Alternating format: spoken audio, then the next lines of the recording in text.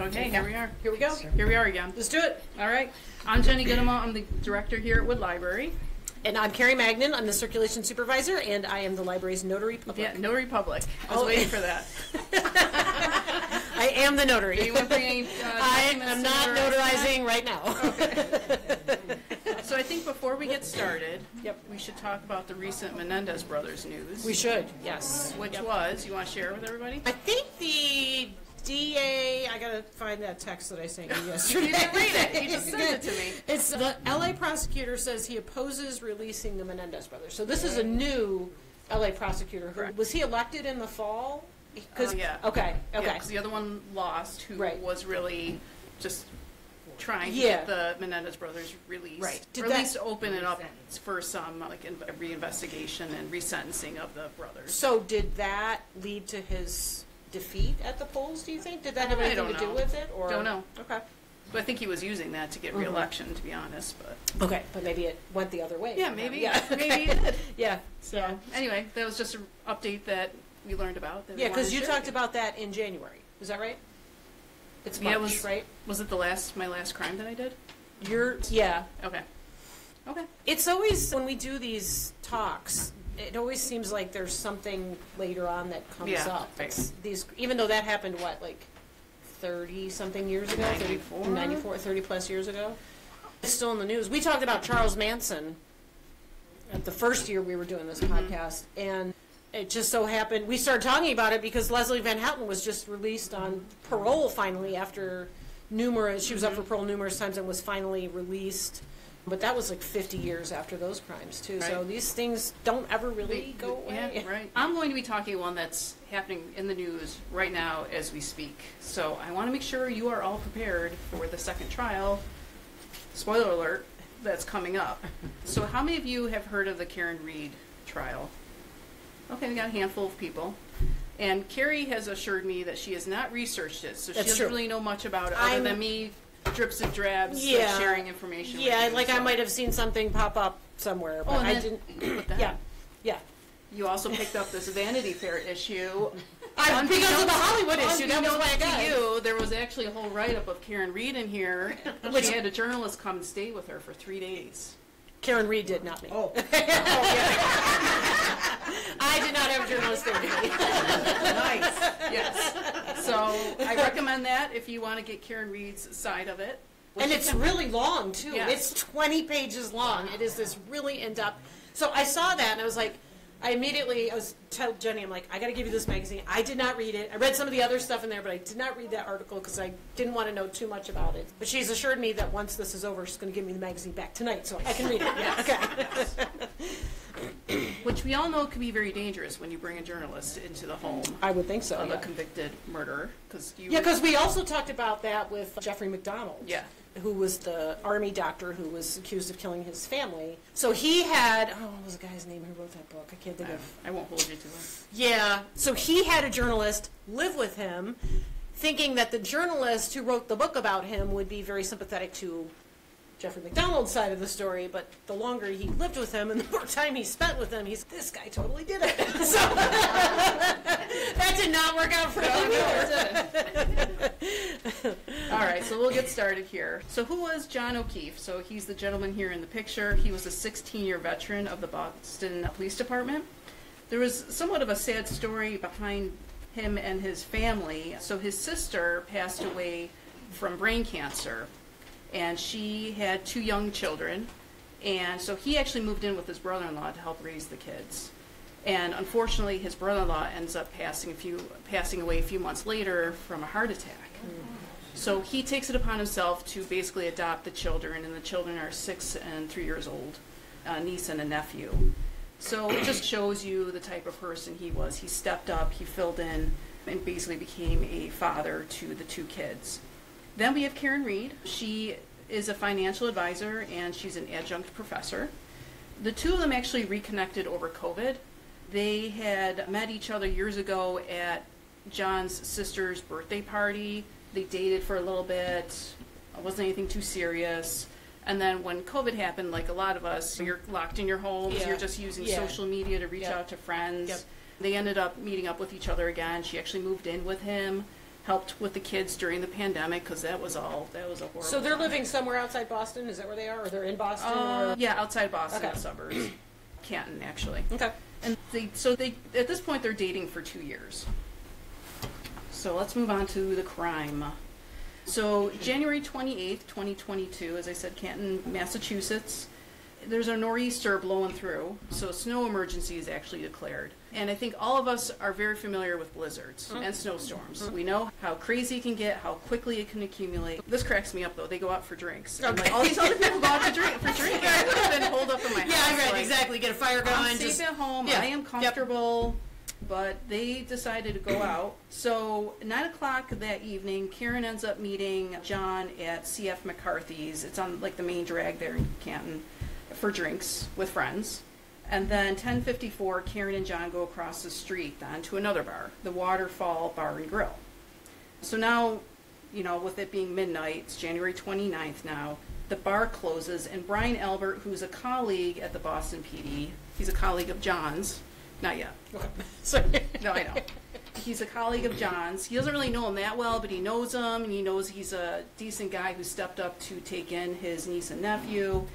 He invites them back to his house for an after party, which I think it's more like friends, just continuing the drinking and the conversation. Yeah, watching the snowfall. Yeah. And they were celebrating Brian Jr.'s birthday, so there's a son involved there. Again, I'm reading this. I'm like, how are they staying up this late? Right. Like, it's already midnight. Right. And they've been drinking, and it's late. It's going, and it's a snowstorm. It's bad weather. So I put this in here that at 12:29 a.m., John answers a call from Jennifer McCabe. Jennifer McCabe will be included in this group that I'm about to talk about. Okay. She's friends with the Alberts, and she knows John through her daughter, like his niece and her daughter are friends, so she knows John. Anyway. So we know John is still alive at 12:29 a.m. Then, and I'll get into the nitty-gritty with this too, at 4:53 a.m., Karen is at home. She wakes up. She panics because John is not home. He hasn't returned home. And then she calls Jennifer McCabe and Carrie Roberts, her friend. Okay. 6 a.m., John's body is found in the snow outside the Alberts' home at the far corner of the property by Karen, Jennifer, and Carrie. And then the police arrive shortly thereafter. At 7:59, John dies from blunt impact injuries to the head and, of course, hypothermia, because he's been out in the cold since around midnight. And that was the Alberts' home, right up here. Okay. They said that he was found between, like, the fire hydrant and the flagpole that's there. Okay. So he is closer to the side of the road. It's not like he's up by the porch or anything like that. Okay, so now I'm going to talk about the key players. So there were 11 people in this house for this after party. So we'll start with Brian Albert. So Carrie's going to be my assistant here. So we have Brian Albert. He's the owner of the home outside where John's body is found. Oops, I skipped ahead, didn't I? Oh, no, I'm good. Sorry. Let me finish with Brian. Okay. So he works, as I said, for the Boston PD, and he actually helped arrest the Boston Strangler. I know, we were talking about that because, that was a big thing on Unsolved Mysteries. That was Yep. Yeah, Albert DeSalvo did it, by the way. Okay. Yeah. Another Albert. Another Albert, yeah. But with the first name With instead of the the first last name, name. yeah. Then we have Nicole Albert, and she is the wife of Brian, and she's the sister of Jennifer McCabe. Okay. So there's another connection there. Yes. Yeah. And the Alberts, they had a family dinner at the Waterfall Bar and Grill, and then that's where Brian met up with them. Okay. The same night. That was the same night. Started? Yes. Yep. Okay. And then they got everyone together and said, "Hey, let's go back to our house after." Okay. Gotcha. So it all started with a family dinner. So we have Caitlin Albert. She's the daughter of Brian and Nicole. She was also at this family dinner. She returned home and went out with her boyfriend around 12:15 a.m. Again, I'm like, what are these people doing? Right. Where do they get their energy from? I don't know. It's the Dunkin' Donuts up there. They're drinking coffee. Yeah. And then we have Kevin Albert, Canton police officer. He's the brother of Brian. Then we have Jennifer McCabe, so she's going to play a big role in this. Do you want me to do the next row here? Can we start another row? How many do we have? 11? Yeah. Okay. Yeah, you should be good. So Jennifer McCabe, oh no. So these two are sisters. Yes. Yeah, Jennifer, she's the sister of Nicole. So as I said, John's niece and her daughter are friends.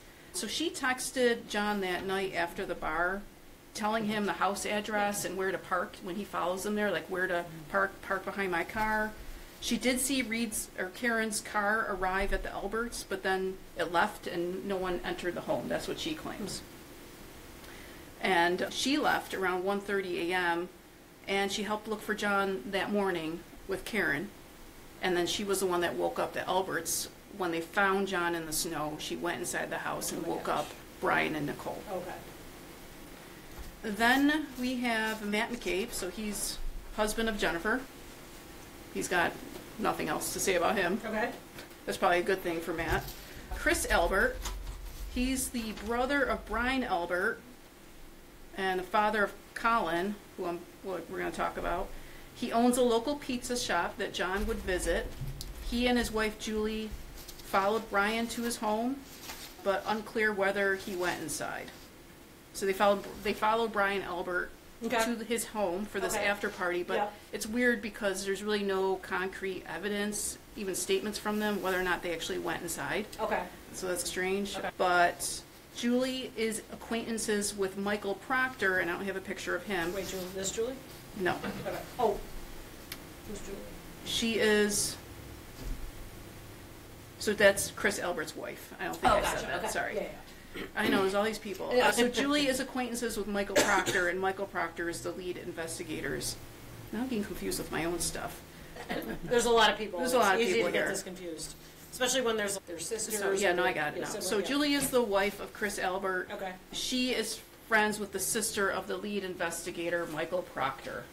So everyone is connected. As you can tell where I'm going with this, everyone is connected in some way. Somebody knows somebody some else. fashion. Yeah.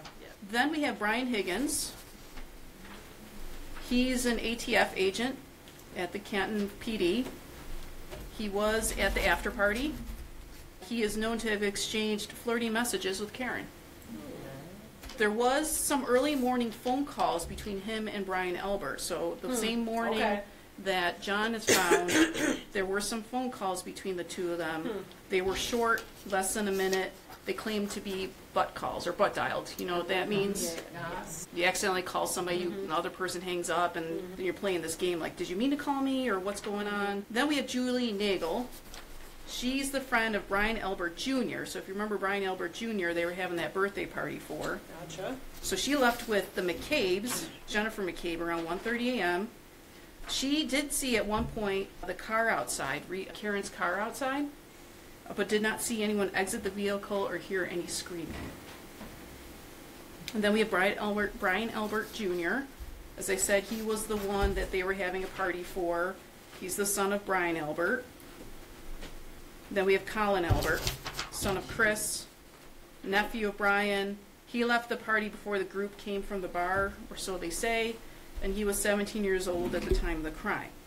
So other than Jennifer McCabe saying she saw the car pull up and then leave, no one entered the house, and then you also had Julie say that she saw the car outside but didn't hear any screaming or see anyone exit the vehicle.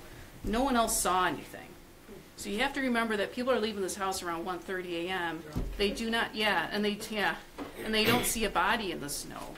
There's a snowplow driver that goes down the street, doesn't see anything either. But please remember that this was a blizzard, and we all know how quickly the snow can accumulate. So there's that to be said. Okay, so now, did they see her inside? They were in the house. They saw them there. They just didn't see them outside the house. Is that? Say that again. So who'd they see? Yeah, they saw who. So they saw Karen Reed in the house at the party. No, they say that they never, Karen or John never entered the house. Okay. So all they she's saw, the only one who sees the car. She sees the car. Okay. Doesn't hear screaming. Doesn't see anyone exiting the vehicle. Jennifer McCabe. You are using the wand, aren't you? I am using the wand. Jennifer McCabe sees the car. Okay. But then the same thing, they pull away at some point. All right. And there are text messages from Jennifer to John's phone saying, "Hey, are you here? Question mark. Hello? Question mark." Okay. He's not responding. Okay. Gotcha. So something happens. Didn't he answer a call? Yeah, there was that, and then after that, there were some text messages that went unanswered. Jennifer seems like she's confused, like, we just saw you pull up, why did you guys leave, or what happened? Right, where are you? Yeah. Okay. So, now we go on to the investigation. All right, so again, like I said, this is January 29th now. Karen is taken to the Good Samaritan Hospital for psychiatric watch, basically, because that morning that she finds John, she is just beside herself. She says, I don't want to live. So then they feel like they need to take her to the hospital. Yes, and put her on a watch. She does have blood tests that reveals her blood alcohol content is 0.07, 0.08. That is considered under the influence. And remember, this is 9 hours after. I was going to say, this is after she's been out drinking, then went home, and was sleeping, and then woke up, and then found him, and then went to the hospital, and is still intoxicated. Yes. Yeah. Okay. So security footage shows that Karen had 9 drinks, but she claims she only had 4. She's claiming that she didn't drink like 9 full drinks. She was just taking sips and would grab another glass, take some sips. She's at the bar. Yes. You remember they went to 2 bars. But it's still pretty, at 12 o'clock, that's an awful long time to still have it. Yeah, for sure. Just saying. Yeah. So witnesses, including Karen, are interviewed by the Massachusetts State Trooper Michael Proctor, and the reason why he gets involved is because they are afraid of the local police departments having a conflict of interest because he's Canton Police or Boston PD. So that's why Massachusetts State Police takes over. As you'll see, there's still a conflict of interest because everyone knows each other. So the evidence at the scene that's collected, we have blood, we have a broken cocktail glass, so there is security footage of John leaving one of those bars with a cocktail glass and the stir stick, and that is found at the scene. Broken taillight pieces and one of John's Nike sneakers. Oh, so like when his body was found, he was missing one of his shoes. Yes. Okay. And there is grass under John's body, which means that he was covered in snow. Exactly. Police notice Karen's broken taillight when they go to interview her, and so her car is then impounded. So she claims that she breaks her taillight when she backs out of the driveway that morning, going to look for John, and runs into his SUV that's still there. There is security footage from, I think it was the Ring doorbell camera, that shows her backing out and getting out and looking at the car to see if she hit it. Okay. So that's what she claims. Was there damage to his vehicle? That I'm not sure. Okay. February 2nd then, Karen pleads not guilty to manslaughter, vehicle homicide, and leaving the scene of a vehicle homicide. She does post the $50,000 bond. And as more snow melts, additional plastic pieces are found in the snow from the taillight. So June 9th, charges are upgraded to second-degree murder, manslaughter, and leaving the scene. The bond is upgraded to $100,000, which he also posts. So if you are not aware of what the difference is between second-degree murder and manslaughter, second-degree murder is the killing was intentional. It's all about intent. It was not premeditated. The killing was done with extreme recklessness, and the killing occurred during a felony. Manslaughter is the killing was not intentional or premeditated. So just keep that in mind. Okay. So here is a picture of them at the bar. Everything looks great. They love each other. And then here's the tail light here on her Lexus.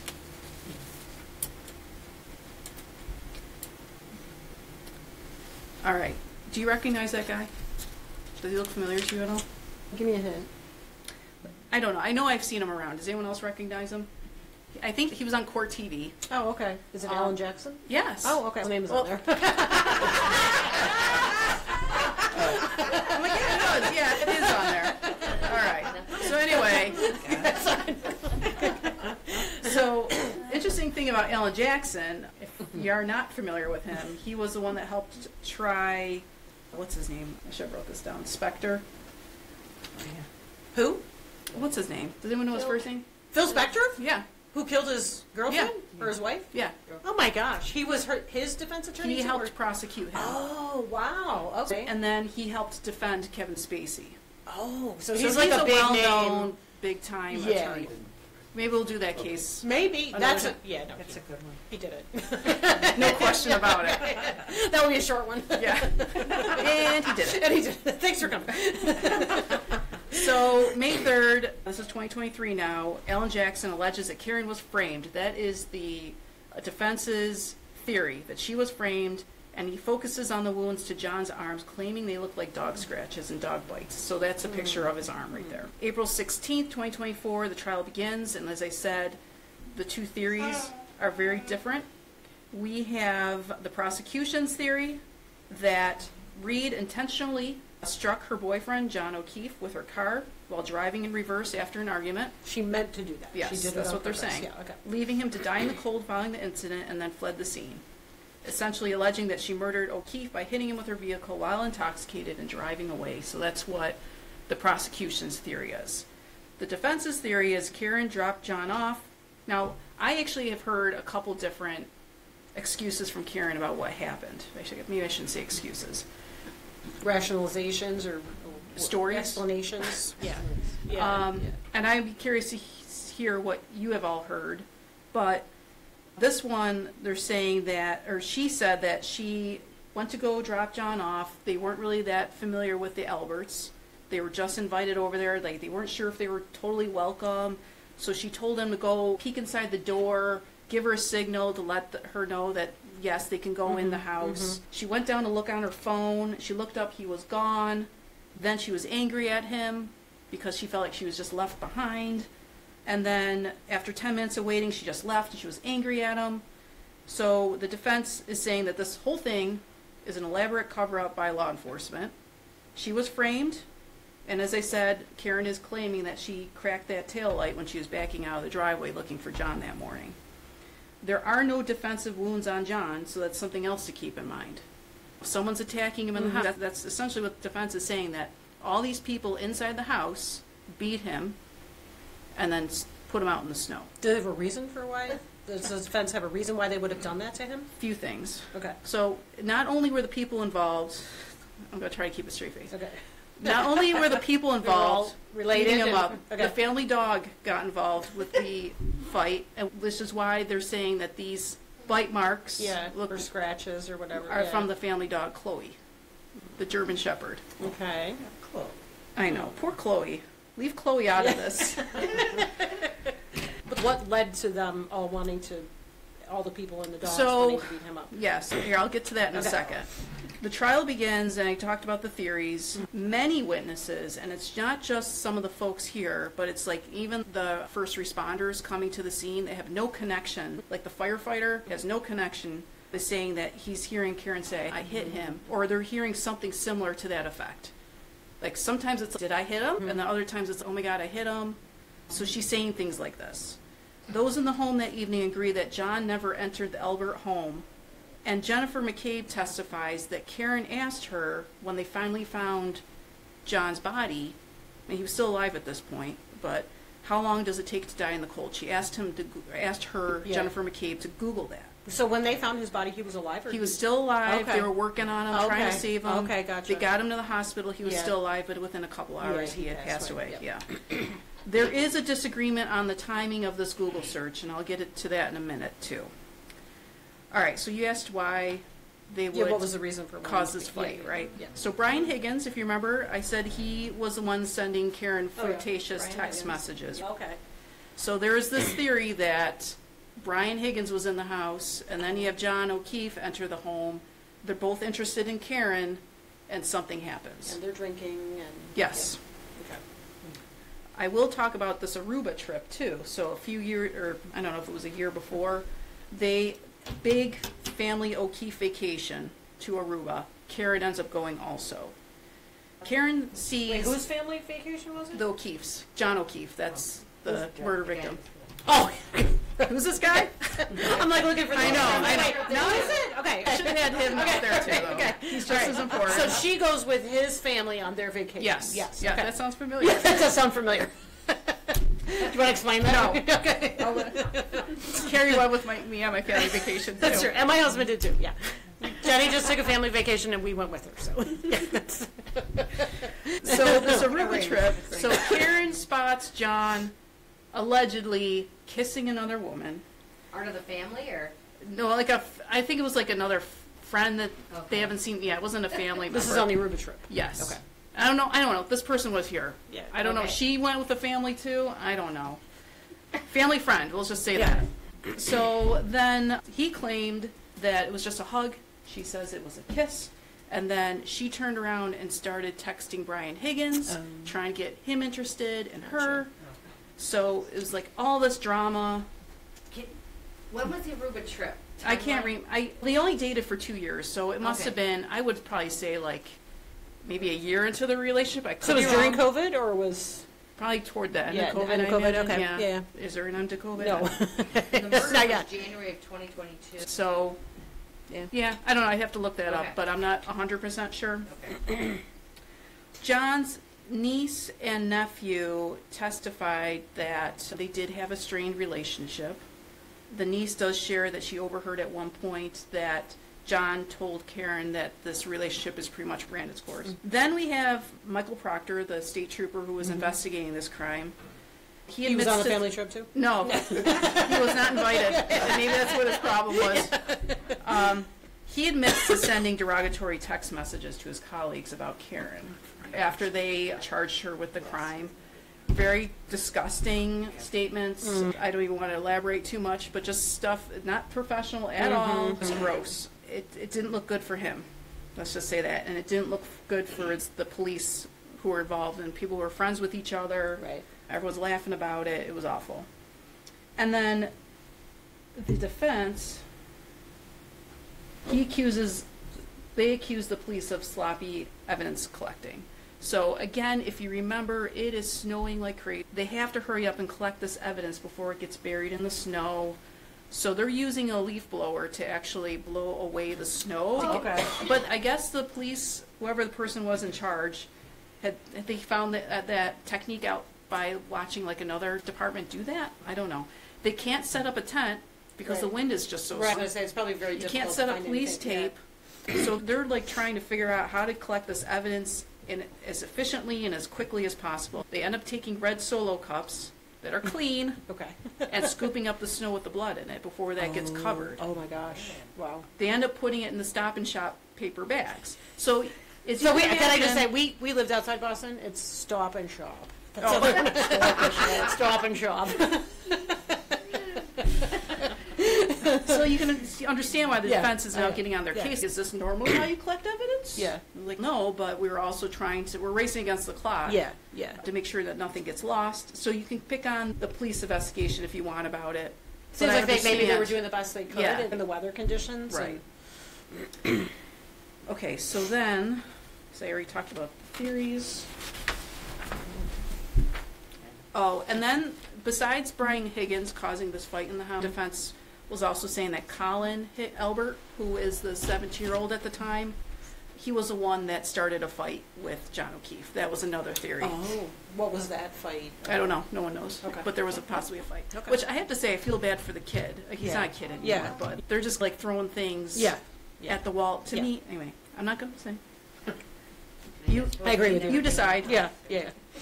But I just felt bad that they were dragging this teenager in when they didn't have any concrete evidence. Okay, more evidence then. We have Karen's SUV data. So the prosecution was able to run a report taken off of Karen's Lexus that the SUV slowed down to 0 and then it went up to 24.2 miles per hour, traveling 62.5 feet. So it starts off in drive, slows down to 0, and then it goes to 0, which is neutral, and then it goes in reverse. So it's going straight, it stops, then it gets placed in reverse, and then it goes in reverse, and the reverse is 24.2 miles per hour. So almost you feel like she just she put it in reverse and hit the gas. Seemed like it. Yeah. So there's talking that there's a way to somehow see that there was a pedestrian strike, but I don't know. I don't understand how that works with the system. Again, this is the prosecution saying this, though. The defense Right. has other theories. Right. John's DNA is found on the rear of the car, so that's the other piece to it. Okay. Then there is this Google search that I was talking about. The prosecution said that the searches were done at 6:23 a.m. This is that search that Karen asked Jennifer McCabe to do and ask how long does it take for a person to die in the snow. Yeah. That so, seems like kind of when a they weird found, thing to want to Google unless you had a reason to do that. No, when they found him, Oh, that's when they Googled? Okay. that's what the prosecution is saying, that Okay. that's when Karen asked Jennifer, and Jennifer's saying the same Mm-hmm. thing. That's when Karen asked her to Google how long does it take to die in the snow. Okay. However, the defense is saying that the timestamp was actually 2:27 a.m., and you can understand why that would be problematic.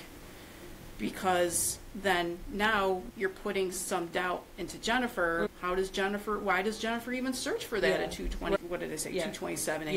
Yeah. Unless she was part of this whole conspiracy cover-up. So a prosecution expert told the court Friday, I just read something, Yeah. that 2:27 a.m. could be the time the search tab was originally opened or moved, but that the last search in McCabe's phone was at 6:24 a.m. So she opens up a Google tab, she looks for something, yeah, then she she falls doesn't- asleep, then she wakes back up. And or it's the something. same tab. Yeah, and same then tab is still search- open. Yeah, Searches okay. for something else. Okay. So then you have the defense that disagrees, of course, and they're saying that no, that's not how it works. If it's showing, what did I say, 2:27 a.m., it's 2:27 a.m. I do have some angry voicemails from Karen, and I'm hoping this would work. Let's try it. And I meant to check this before we got started. Now, as far as his first voicemail, what time did this? 12:37 a.m. And with what's permission, if I can play that with the jury? Yes.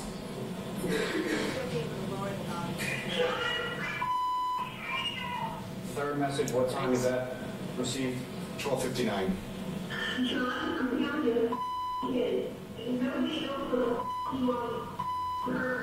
In regard to the fifth message, what time was that received by Mr. O'Keefe's phone? 1:11 a.m. Yes, 1 in the morning, I'm gonna need the nephew.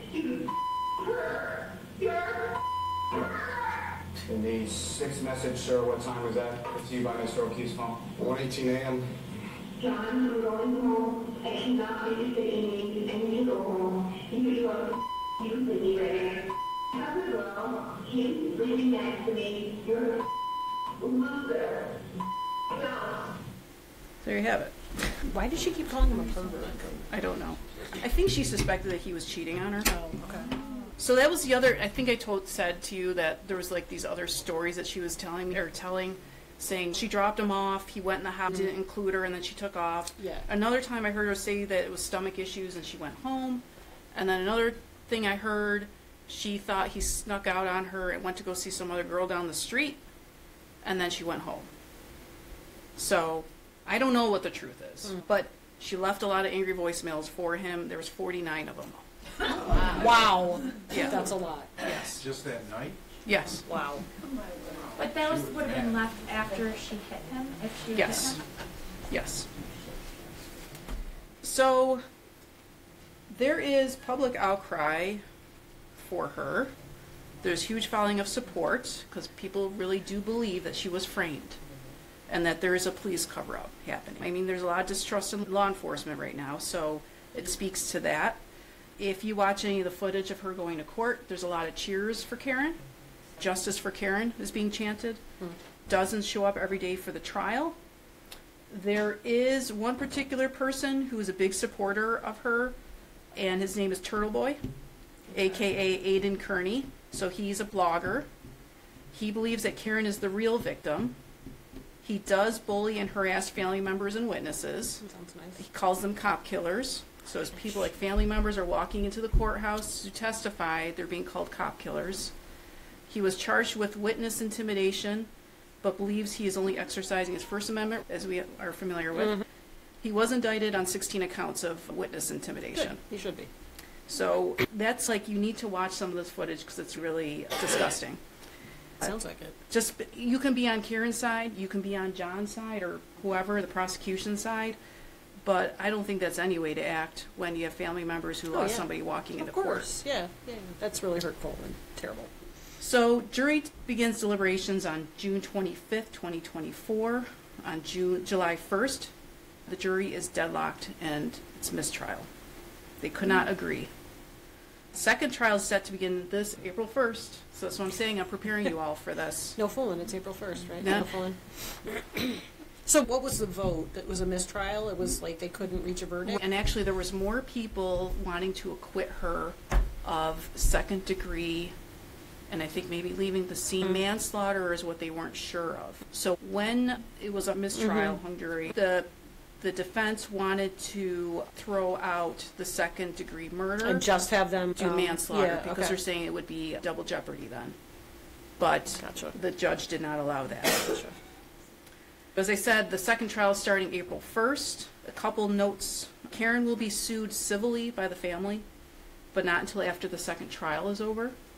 And also Karen's father is going to be called as a witness for the prosecution Really? this time around. Oh, wow. I wonder if she said anything to him, or she, I don't know. I don't know. Interesting. Prosecution is also looking into Turtle Boy's phone for messages between him and Karen. And there was a federal probe. They looked into the case, so it was the FBI. They didn't find any findings of police tampering or anything like that. Yeah. There was some poor behavior, obviously, but right. no But planting nothing of criminal, evidence or yeah, anything yeah. like that. So then, wonder if you'll know this person. But it's not on my screen, so you won't be able to tell me. I'm not So gonna look at Special your paper. Assistant District Attorney Hank Brennan, he's going to be asked to serve on the prosecution side. Oh, okay. So he actually helped defend Boston crime boss Whitey Bulger. Now, him I know. Yeah. So he was Whitey Bulger's defense attorney? He prosecuted Whitey Bulger. No, he was his defense attorney. Wow. So it seems like a lot of these attorneys are They're like, just back and forth. They're like, oh, I'm for the prosecution. No, now I I'm guess going if to you be get bored, maybe you just want to be on the other side. for a little Maybe. bit. I'm sure defense attorney work pays probably better than prosecution, but interesting. Yeah. So then a couple things from this article that was in Vanity Fair. As I said, there was a journalist that stayed with her for 3 days. So that's Karen's side. Karen has $5 million in legal bills. So I'm curious how that works, but that's how she's able to afford Alan Jackson. And this is not including the second trial. So I don't know, is she going to continue to be able to afford them? I haven't heard that they're changing out attorneys. Actually, it's great publicity for Alan Jackson, to be honest. One thing that she said, and then she tried to explain her side, that morning when they found John, I think this was after the hospital and she was already tested for her BAC. She went over to John's parents' house because she wanted to see the kids and give them a hug. And she had made some kind of comment to John's mother when she hugged her, saying to John's mother, you have to remember the bad times too. Which is, to me, that's like a weird statement. Yeah. I don't know. It was like, Yeah. Why would and you then- say that? Yeah, why would you say that? But then she just, I don't know. I can't remember what her response was in this, but she did say it. She didn't say remember the good times. She said remember the Yeah. bad times. Yeah. That's not something you typically say when Yeah. somebody passes away. I know. So she also has a storage unit with the carpeting from the Alberts home. So Okay. the Alberts ended up selling their home. I don't know how long it took, but I don't know. They sold the home after the murder. Then the defense is trying to make a big deal out of that. But also the Alberts were looking to sell their home before the murder. So was there blood found on the carpet? Like John's blood? So the defense claims that this big fight happened in the basement of the home, and they believe that there's DNA evidence on the rug. So when the home was sold, they were Yeah. able to snatch the rug. I don't Oh. know if how they ended up getting it from the Interesting. new homeowner, Okay. but they did. They probably knew somebody who knew somebody. So it's who- stored it's in a storage unit now. She's hoping to save up the money to get it swapped. Didn't they also get rid of the dog right away? Yes, so that's the other thing. Oh, The that's also dog, interesting. they were looking to rehome the dog, and they ended up rehoming the dog, but I guess the dog had another fight with another dog. But the defense also is looking at it like, you're rehoming the dog, you must be rehoming the dogs that attacked John. And I can look at those scratches and say, do those look like dog bites to you? I don't think that would have killed him, though. Yeah. To see that there should have been saliva or something. Yeah, you could Yes, swab them. they did, and there was no. So there was a weird thing that happened at trial, though. So there's this video at the garage where her car was impounded, and the prosecution was saying that Michael Prock, no one was there touching the taillight on the right side, which is where the broken taillight was. Then there's this video of law enforcement in the garage, but it looks like they're looking at the left taillight. Oh, okay. But guess what? It was the right taillight. The video was inverted. Oh, okay. And they Gotcha. showed that at trial, and you can see the word police is backwards. Oh, gotcha. And it's like, why are they... Yeah. Now it does look like a cover-up because you're Yeah. you're trying to use this as evidence saying that no one was near that taillight. Yeah. but they were. So that was really strange. And let's see what else. Oh, is that it? No, that was it. I'm sure there's other things that there's so many details to this crime. I'm trying to remember it all. You did a great job laying all this out. There's a But- lot of people, a lot of things happening over this time frame. You did a really nice job laying all this out for us. Thank you. But so Dateline 2020, they have episodes on Karen Reed. I was listening to the Prosecutors podcast. They actually are CrimeCon. Oh, really? I didn't realize that. Oh. But they were talking about CrimeCon on a podcast. I'm like, Oh, really? Gosh, they were probably there and I didn't Oh. realize it. Yeah, I wonder who it was. So obviously it's two prosecutors who talk about cases. Okay. And they have a 9-episode series on the Karen Reed case. And so what they do is they watch the trial all day long and then they record and talk about it. And you couldn't, it helps you understand the legal system because there's a lot of people who are like, why didn't the police go in and search the home? You need like quite a bit of evidence Yeah, backing like you probable up. cause or yes, something, you can't yeah. just be like, it was at Yeah. their house, so Yeah. that counts. Yeah. No, you need more than that. Yeah. And they were really good at explaining that, especially if you have Karen Reed saying that she hit him. Like, Yeah. we know what happened. Yeah, right. But then when the police get there, nobody from the house came outside? That's correct. So again, you could say if I don't know if I'd want to get involved if it was a crime scene. I don't know if I want to go wandering around out there. But he also has that police background where he might be thinking like, man, it looks like something bad happened out there. I'm not gonna get involved. They were also sleeping for a good chunk of the time because people left at 1:30. Yeah. And this is 4. Yeah. I don't remember what I said, Yeah. what time they found them, but they were woken up by Jen McCabe. They're probably still in their pajamas. Yeah. No. And hungover. They're all, And they've all- hungover. They yeah, all know they've all what's been going- drinking and yeah. And I know I overheard some of you say that there is a new documentary coming out on Max. That's this Monday. I don't know. Something to keep in mind. This is also from the Karen Reed point of view when you watch it. So I will say, if I was ever accused of murder, I'd probably be doing the same stuff she is, making sure I get my story out there. She took advantage of the Vanity Fair article. She's taking advantage of this documentary. You have to read between the lines too and make up your own mind as to what you think happened. But then, of course, I have the Vanity Fair article there. Does anyone have any questions? I have some. Yeah. Okay, I asked this at work, but I'll ask it again. So the kids, they lived with the two of them? Which kids are you talking about? His brother. Yes. Yeah, so Karen, I got the sense that she still had her own place, Oh, okay. but would stay there. They liked her or not? They seemed to. From Karen's point of view, she said whenever the kids saw her, they gave her a hug first before they hugged John. Now, that's Karen saying that. Karen also claims that John's mother never warmed up to her, but she's got this really lovely card that John's father wrote to her. So, like, people seemed to like her. People said that night at the bar, no one was fighting. If this was this massive cover-up, and I was someone that was going to kill him and then make up the story, I think I would say, oh yeah, they were fighting all night and take the heat off of me. But people seemed to like her. That's the sense I got. What's your other question? So you said Jen McCabe called him at 12:30 and they spoke. Yes. I don't have the details of that, of what they spoke about.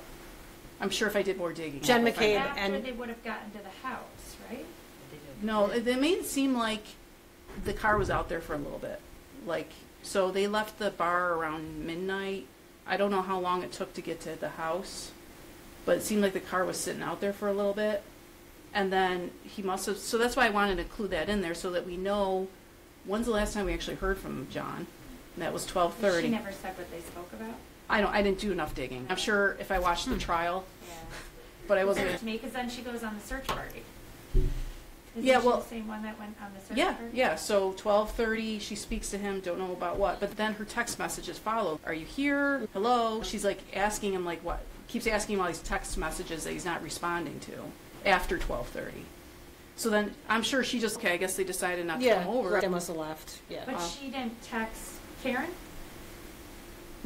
No, and I got the impression she knew John more than she knew Karen, like better, which is weird that Karen would Then call why'd she her. there for the search party? Oh, I was wondering that too. I thought that too. But then I thought maybe Karen thought that John was still at the house and then asked him about him that way. You know what I mean? I don't know. I thought that was interesting too. This is like my thinking, and I don't know if all of you would think the same way as I would. But if I left my boyfriend at a house, and we didn't argue. Everything was hunky-dory. I dropped him off. I went home to sleep. And if I woke up around 4 o'clock and he still wasn't home yet, I'd be like, oh, he probably just spent the night. I don't know if I would have gotten up in a panic. It was like, oh, my God, where is he? Personally. She seems a little obsessive about him. She left him 49, angry, expletive voicemails in a short amount of time, True. And if what I heard is true, that she thought he was cheating on, then I guess that makes sense. Yeah. But, it doesn't sound like everything was all hunky-dory.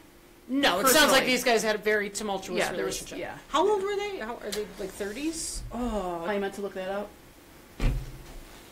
Oh, I'll look it up. Okay, I'll look it up. Okay. Oh, you look it up. I'll look it up. I'll continue answering Okay, questions. all right.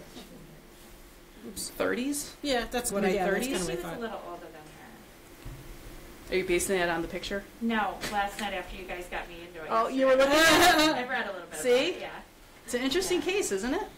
Yeah. Because I still go back to why would she, if she had hit him, even accidentally, Yeah. and then left, why would you leave those messages? Because she didn't know, maybe she didn't know she hit him? Or maybe she thought she nudged him enough? That's pretty unlikely. If that taillight smashed out, she knew she hit something. And wasn't her story was that she backed out of where she lives and hit something? And hit his but car. all the stuff, the taillights. Yeah. And pieces are at the end. Yeah.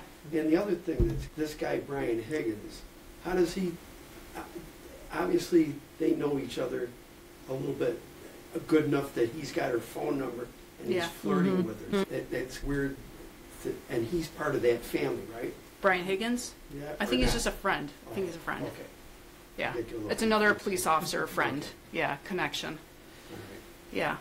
So that is part of the defense theory, is that when that car was impounded, the police took pieces of that headlight, Oh, and they smashed it there, then. took it over to that I forgot to say that, sorry. Yeah. I knew I was forgetting something.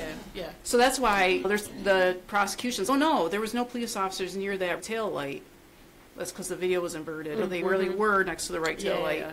So that is what the defense is saying, that they just cracked it was already cracked from her backing out. They smashed it completely and went and laid it. To get evidence to frame Yes. her by Yes. putting it at the scene of the crime. Yes. Where his body was found. Yeah. Yes. If those aren't dog marks on the arm, what's the theory on that? That they weren't able to answer that. They're not able to answer the cocktail glass, because remember, he's got a cocktail glass from the last bar they visited. And that's the other thing too. If he got beat up inside the house, would they be like, "Oh wait, we gotta get his cocktail glass"? Yeah. Throw it out. Right. It was all cracked and broken. Yeah. Yeah. Plain like Harry. Do they know where the cocktail glass was, or did they never find it? No, they found it in the yard with him. No, it was with him in his By body. that fire hydrant? Yeah. Where was his other sneaker? You said One was on and one was off. I don't know Far exactly. It wasn't away? too far. No. But he could have, if she hit him hard enough, Yeah. when he goes flying, that shoe Yeah. could have just flown off his Yeah. foot. Yeah. that fire hydrant looked far away from the house, didn't it? Or It looked like the house sits Yeah. back. So that's what I'm saying. He's out by the There's a lot of curb. people there, so you might have multiple cars. Yeah, and you might have to park a little farther away or Oh. something. Might Yeah. have parked out Yeah. on the street. Yeah. Clay's got another question. No, for you. Clay. Yes. So when he got hit, his head was the only thing that got injured? Let me think. I believe so. And then you have those scratches on the arm. yeah, wouldn't he have bruising from that? So it was blunt force trauma. He had 2 black eyes. He might have had a skull fracture. I can't remember. Probably you would have. Yeah. Right. Yeah. Was he bending down to do something and then got? Maybe. You would still. I don't know. Yeah. Bruising from flying or. Yep. So then you can understand what the defense is saying. This does not look like it's from like getting hit by a car. Maybe he was beaten up. Like maybe that's the why he has dog black came eyes. out of the Yeah. house. Chloe would never do that. Don't throw Chloe under the bus. Come on, the dog did not do it. So Chloe, I will say, even though she's a German Shepherd, she's only 60 to 70 pounds. She's not this like okay. 100-pound Yeah. German Shepherd. It's kind of like Hazel.